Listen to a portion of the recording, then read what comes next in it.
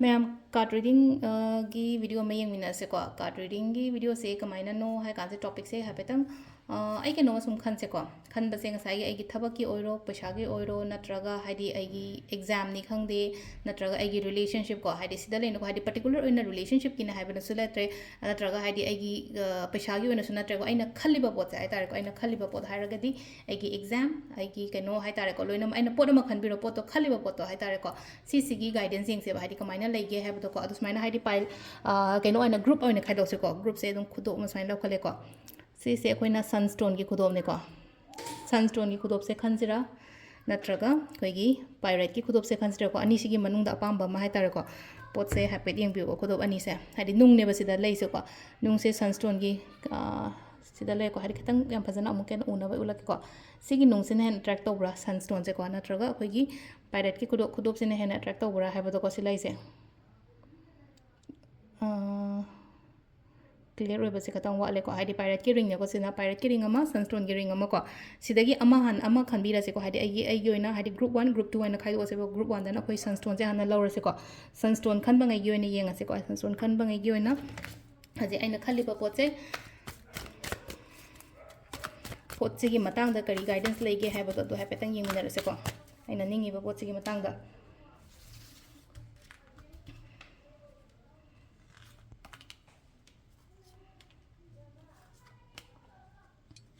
दो सीधा ले को काट से को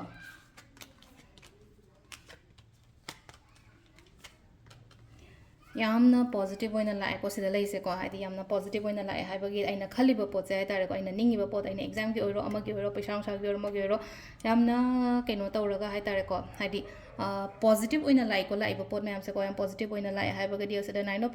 pentacles से दुम सिदा अखोगी लाकपा ओइना ओइबदो हाइदि लाकपा हाइरागदि अफबा चंगकपा हाइदि लाइफ से सिक्योर ओइबा खोटपा अदुमाइना गुंबा ओइ को सिलाइसे को मथंगदा अखोइना लाइसे हाइदि 4 of 1 लाइक को 4 of 1 सिना को युम कै सागे खोते काइना खल्लगदि को हाइदि सिदा लाइसे हाइदि लाकदोरबि मतम हाइसे ngasiदगी सुम थारगा हाइदि था मरी नि खंगदे चही मरी नि खंगदे 4 की साइन अमा लाइसे को नंबर मरी अमा लाइसे को हाइदि मचै मरी युंबगी टाइप तम लाइसे को अदुना हाइदि युम कै साबा खोटपा ओइरो नत्रगा आइना कैनो मा तानाबो ओइरो आइगि थबकी मतंग दो हाइदि लाइबा हाइदि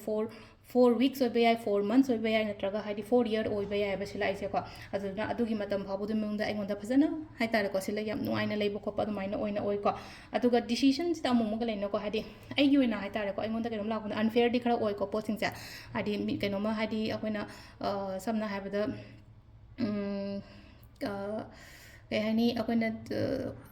कोर्ट कई द केस अमा तोम मतम दा डिसीजन हाइदि हियरिंग हाइबा अमा लाय से को हियरिंग गुंबगी टाइप ता हाइता हियरिंग और नत्रगा डिसीजन गुंबा लाक मतम से दा खितंग दी अनफेयर खरगदी ओइ को अनफेयर खरग ओइ बसे अखोइना कई तौबा याय हाइ कांसे द को केनो तौ होनबा कलो हाइदि काइगनो मिंगोंदा मिगिदमक्ता मतेंग याम पाउं को अदु तारग्रि सिदा लेरिबा ब्लॉकेजेस के काम याम से हाइदि लोइना म फगो ओइगनि को अदुगा लास्ट की लाइबा कार्ड की ओइना हाइर ऑब्स्टिकल्स गुंबा लेबा खोटपा ओइ तारगा सु को हाइदि आइगी लाकदोरि मतम से ऑब्स्टिकल्स मयाम दो लोइना मांगिबा गुंबा अयरपन गुंबा दो लेतबा लंबी द नागै पल्लगा लेरिबा केनो मयाम से को अमता पंदबो खोतबा दुमाइना ओइना ओइरि को सिदा आंबगी अखोइगी सनस्टोन खनबंगैगी ओइना हाइरगदि को मथंगी सिना अखोइगी पायरेट की स्टोन से अमु यंगमिनर से को पायरेट की क्रिस्टल खनबंगैगी ना कई हाइगे हाइबदो अदु मसु यंगमिनर से अखोइगी मथंगी सिना को पायरेट स्टोन की ना कई लेके हाइबदो सो येंगा से पेतंग को पायरेट खनबंगैगी ओइना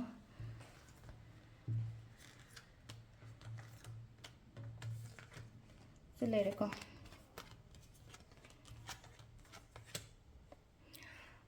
कहीं तब याई को हाइदि मैनिफेस्टेशन गुंबा कई गुंबा से खरा तौबियो को आइना निंगिबा आइना पामेबा खोलिबा मैम से हाइदि फंगोय काइनागा डाउट केमता तौगनो सिदा लको हाइदि सिदा आइंगोंदा हाइतारे को यामना कानागदबा पोट गुंबा लाओ हाइबा लेको थबा इंखांग दो ओइरो पैसागी मतंग दो ओइरो रिलेशनशिप की मतंग दो ओइरो को हाइदि अफबा गुंबा चंगा पको इनों नोंना केनो मा लाओ को हाजि से कतंग वाखन गुंबा नुआइ तबदी याई को हाइदि इमोशनल पैकेजेस मैम हम हाइतारे को पुलुम ममा आइगी नंगन द थांगलगा चटपगी टाइप तंते को नुआइ तबना थनबा ओइबदो होजे होजे की ओइना हार नुआइ तबना थल्ले इमोशनल बैगेज हारसिने को हाइदि थवाइ नुआइतबा खोतबा अदु सी मैम से अइना मिंगोंदसु को हाइदि हाइदोकपसु हाइदोकनिंगदबनि खंगदे नत्रगा हाइबा यादबा वा मैम हमसु लेको हाइदि आई इसा इथंद लोइना फुमजलगा थंबदो फुमजलगा थमतंदा फुनबसु यारंगनि को इसासे अमरोमदा को हाइदि